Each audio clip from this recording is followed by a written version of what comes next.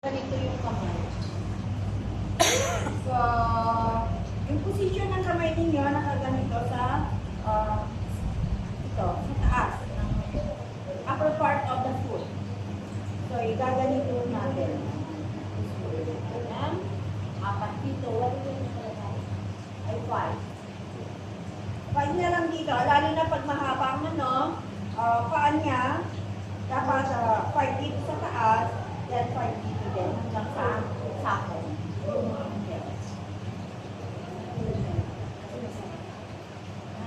Ito ang tumatama habo. Lalo na ito masarap. Kasi kung minsan ito tumatama ito masakit. Hindi lang kayo ng or more. Yan. Then next, sa talampakan naman. O, baliktad. Paggawa. So, 5 dito. Sa taas, upper part ng foot. Sa sole of the foot. Yan. Then, dito. Yan yung stroking. Hindi ito ito buo. Yan, ganyan. Yan, ano mas masarap. Kasi pag ganyan, diba? Pag ganyan, mas masarap na ididiin mo. Matulog na. Alam ko na kuya.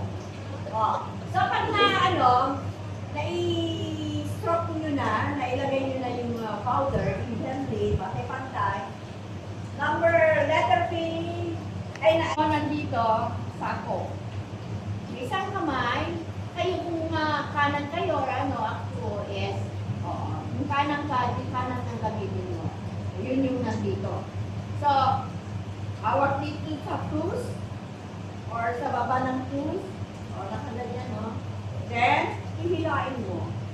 4, 5 to 10 seconds, 3 seconds, to 5 seconds, dahan-dahan, then release. Stop, release.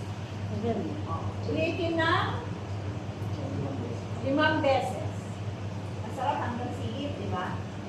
Okay. Mababagay yung mga joints natin. At saka yung mga muscle natin.